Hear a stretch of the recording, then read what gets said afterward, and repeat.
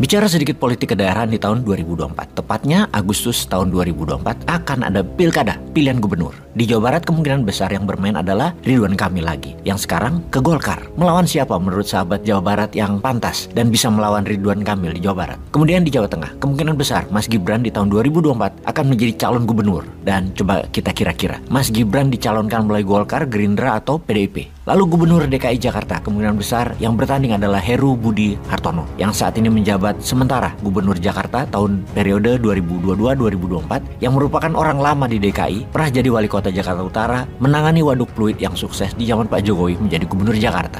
Kemungkinan Heru juga akan dicalonkan oleh Golkar untuk Jakarta tahun 2024-2029. Nah, ada yang menarik dari data ini bukan? Golkar sudah jadi partai istana nampaknya. Dan ini tidak salah, ini langkah strategis, ini langkah pintar. Golkar partai senior, Golkar partai pemerintah siapapun presidennya. Lah, PDIP bagaimana? Bukannya dulu Gibran di PDIP? Apa mungkin tahun 2024 ke Jawa Tengah Gibran pindah ke Golkar? Maka jawabannya adalah kalau PDIP mencalonkan Gibran, maka Golkar juga ikut mendukung. Kalau PDIP punya calon lain, tidak mencalonkan Mas Gibran, Mas Gibran tetap punya perahu di tahun 2024, yaitu lewat Golkar dan Gerindra. Kita buktikan dengan video berikut ini. Isunya kan Mas Gibran mau ke pencalonan gubernur. Dari Pak Prabowo sendiri bagaimana? Ini saya lihat beliau pemimpin muda yang sangat potensial. Kami selalu akan mendukung pemimpin-pemimpin yang dinamis dan bekerja keras untuk rakyat. Ya kami cocok sama Mas Gibran juga. Kalau di Gibran itu kan ada dua daerah yang kira pas untuk maju di Jawa Tengah dan DKI. Kalau Pak Prabowo sendiri melihatnya lebih pas di mana? Beliau di mana aja pas loh. Pak Prabowo kan Sama saya ya, saya lihat. Bapak sendiri akan mendukung? Saya dukung. Saya kira dari dulu saya dukung ya.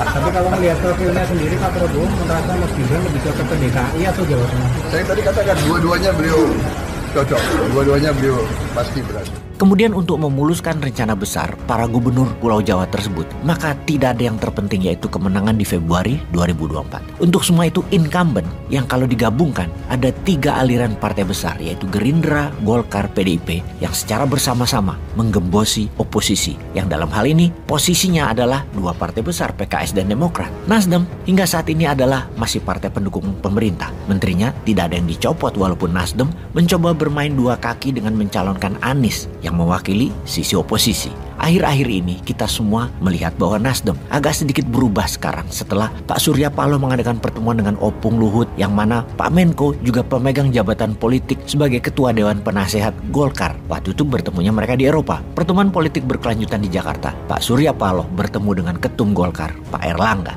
Sejak saat itu terlihat agak kendor dukungan Nasdem di lapangan terhadap Anies. Dan adakah deal-deal politik di belakang pertemuan tersebut? Mana ada yang tahu kecuali mereka yang menjabat dan ikut dalam pertemuan tersebut. Kita hanya bisa mengamati tindak tanduk langkah geraknya saja. Maka secara analisa politik untuk memutuskan pengaruh kekuatan incumbent beyond 2024 atau di atas 2024 ke sana, maka batu sandungan bersama adalah Anies Baswedan harus secara bersama-sama digembosi. Di sisi lain, partai besar Banteng di tahun 2024, partai Moncong Putih itu PDIP punya grand design sendiri yaitu akan mencalonkan orang dalam terutama keluarga. Karena kalau bukan keluarga kemungkinan besar dinasti Soekarno di dalam partai tersebut bisa beresiko kehilangan partainya. Bayangkan kalau yang menjadi penguasa adalah musuh organik PDIP. Apa nggak baju oranye bertulisan KPK itu anggota partai hingga elitnya dibungkus semua oleh lawan politik yang berkuasa nanti? Mending dibungkus aja sekarang peluang lawan tersebut biar nggak bisa tanding. Bener deh, apa yang terjadi nanti di PDIP dibuatkan munaslup untuk mengganti ketua umum dan pejabat lainnya di PDIP oleh penguasa nantinya. Bagaimana tuh? Hilang kekuatan keluarga Soekarno di PDIP dan tidak boleh ini terjadi. Kesimpulan PDIP untuk tidak membuat oposisi menang di tahun 2024 kemungkinan besar tetap akan bergabung dengan istana yang sudah punya KIB dan Gerindra di dalam menggembosi bersama dalam tanda petik peran oposisi terutama tokoh targetnya Anies Baswedan.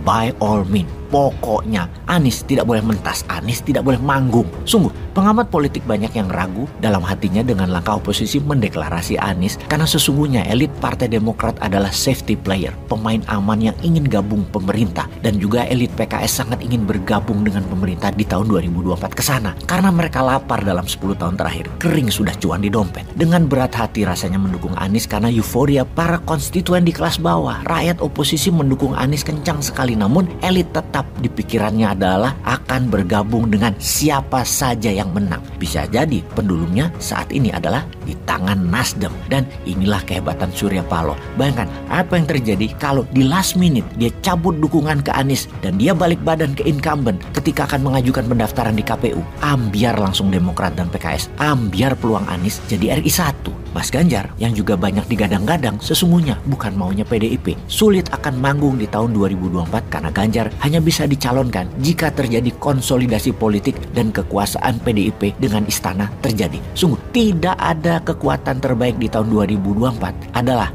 ketika incumbent yang di 2019 dan 2024 ini masih tetap bergabung di tahun 2024 hingga 2029, yaitu kekuatan politik PDIP, KIB, Gerindra, PKB masih bergabung dengan calon mereka atur-atur sendiri, belah-belah jabatan dan belah-belah kue APBN ke depannya sendiri. Tokoh panggung Prabowo, Erlangga, Puan, Ganjar dikombinasi untuk jabatan 1, 2, 3, 4 di tanah air Indonesia. Jadi Prabowo Ganjar Capres Wapres misalnya, jabatan sejenis Perdana Menteri yang sekarang dipegang Opung, dipegang Mas Erlangga, dan Mbak Puan tetap di DPR. Kita semua tahu jabatan Wapres adalah jabatan vote getter saja dan secara kekuatan jabatan tidak punya pengaruh besar dalam menjalankan pemerintahan. Ban serap untuk upacara-upacara sosial politik. Kalau skenario ini terjadi, yaitu incumbent versus incumbent, kemungkinan besar Partai Demokrat akan bergabung, juga PKS. Maka bisa kertas putih lawannya incumbent karena Nasdem sudah duluan di sana. Lalu Anies gimana? Ya itulah politik, sangat dinamis dan syarat kepentingan.